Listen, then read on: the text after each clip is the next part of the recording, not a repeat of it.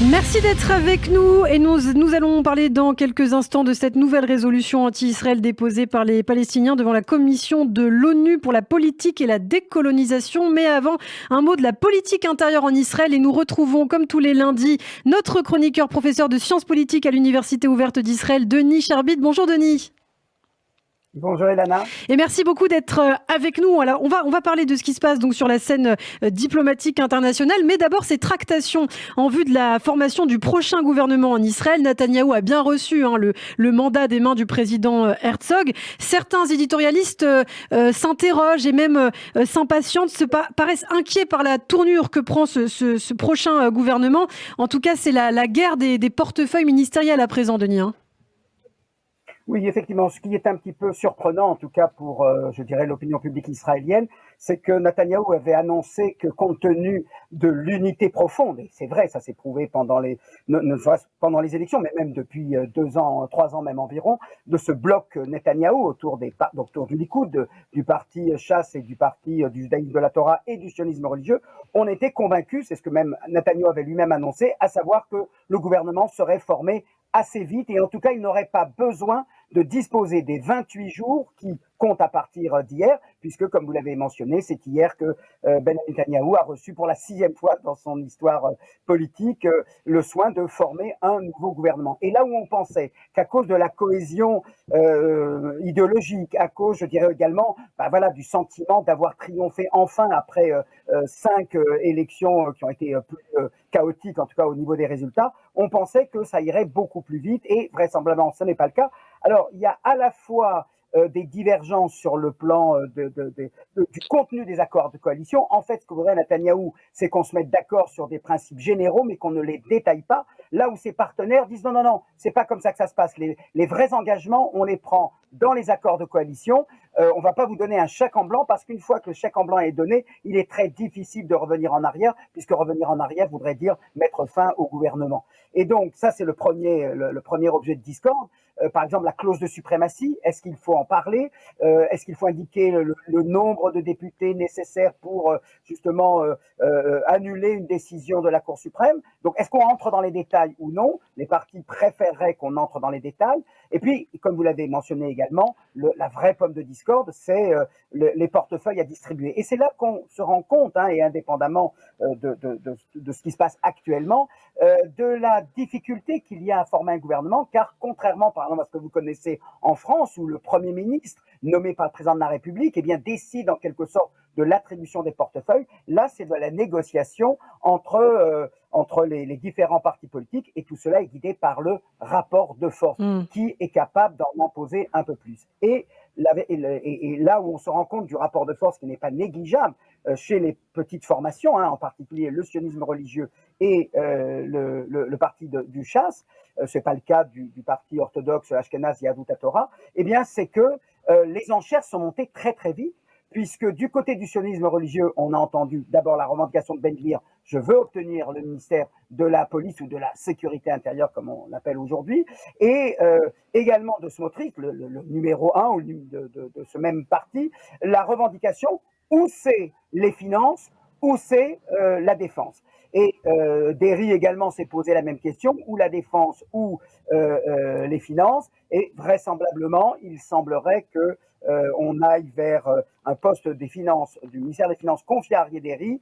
Et la question qui se pose, est-ce que Smotrich obtiendra-t-il effectivement la sécurité, la défense, en même temps que son compagnon, Itamar Ben-Gvir, obtiendra la sécurité intérieure? Eh bien, on suivra ces développements politiques en Israël. Alors, autre sujet d'actualité, cette nouvelle résolution déposée par les Palestiniens devant la commission de l'ONU pour la politique et la décolonisation, résolution qui a été adoptée. 98 États ont voté pour, 17 contre, 52 se sont abstenus, malgré les appels donc de Yair Lapid, d'Yitzhak Herzog aux États-Unis notamment pour ne pas faire voter cette résolution. Finalement, elle l'a été, un processus palestinien unilatéral qui récompense le terrorisme et participe à une campagne anti-Israël. Alors, je cite là le Premier ministre Yair Lapid.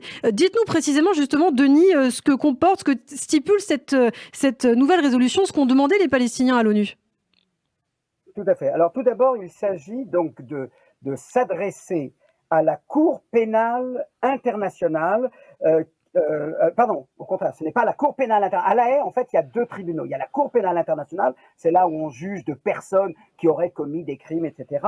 Et il y a ce qu'on appelle la Cour internationale de justice, qui siège également à La Haye, d'où la confusion que moi-même j'ai faite il y a quelques secondes. La Cour internationale de justice est un organisme juridique qui existe depuis 1945, donc en même temps que la création de l'ONU, et qui est censé régler conformément au droit international, les différends d'ordre juridique et qui est censé émettre un avis consultatif sur des questions qu'on lui pose. Et la question qu'on lui pose est la suivante. Il faut bien comprendre de quoi il s'agit avant d'émettre un jugement sur le caractère effectivement anti-israélien de la résolution en tant que telle. En fait, ce qui se passe, c'est que, je dirais, en droit international, une occupation militaire n'est pas illégale. Je veux dire, il y a un combat, il y a une guerre, un pays en envahit un autre, une partie d'un autre territoire, comme tel, c'est le résultat d'une guerre, en tout cas de la plupart des guerres, et ça n'a rien d'illégal. À condition que l'occupation en question réponde à deux critères. Le premier, c'est que une négociation s'ouvre pour en discuter du statut définitif, donc pour sortir de cet état d'occupation entre les parties en litige qui gèrent le contentieux.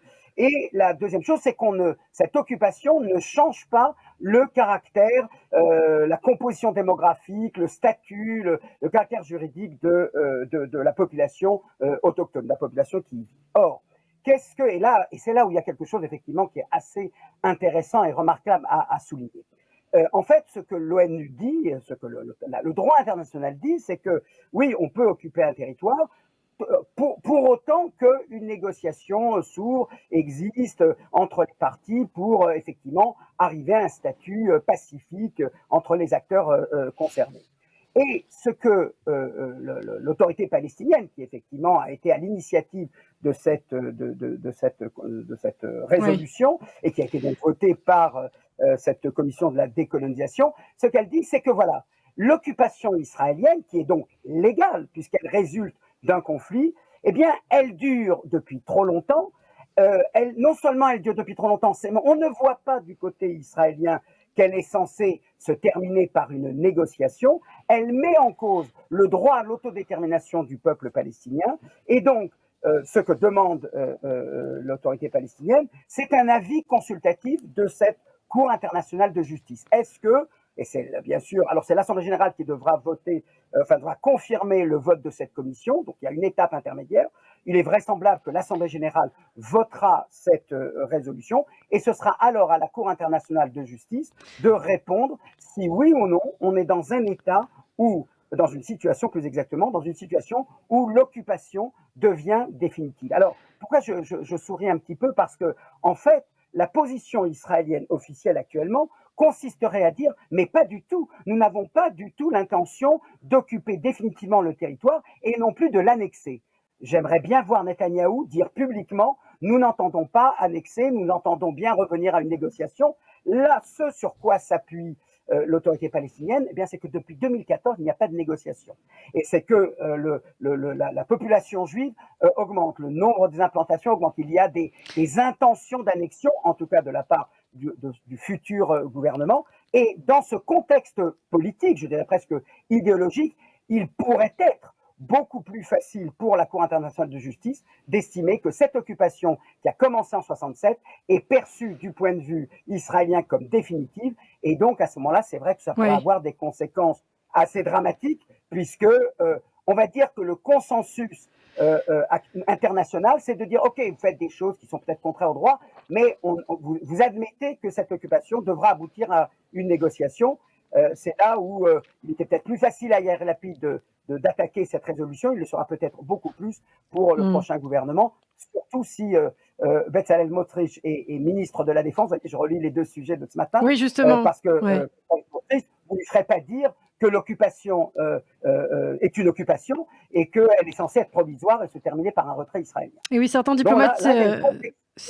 La question pour Israël peut-être, pour terminer, c'est est-ce qu'Israël ira faire entendre sa voix? Est-ce qu'elle ira à la Cour internationale de justice, ce qui consiste en quelque sorte à donner une légitimité au fait même de la Cour de discuter de ce sujet-là, ou bien elle préférera ce qu'elle a fait souvent, pratiquer la chaise vide et dire, comme c'est d'avance une résolution, enfin un avis juridique destiné à condamner Israël, nous préférons ne pas coopérer et donc nous ne nous présenterons pas à La Haye. Voilà ce qui attend le prochain gouvernement israélien. Eh bien, un point très complet sur cette information, Denis Charbit. Certains diplomates israéliens qui estiment en effet que le vote de cette résolution est pour certains pays un message qu'ils ont voulu envoyer au nouveau gouvernement israélien, notamment en mettant en garde les éléments les plus à droite qui le composent. On aura l'occasion d'en reparler sur Radio J. Merci beaucoup, Denis Charbit. À la semaine prochaine.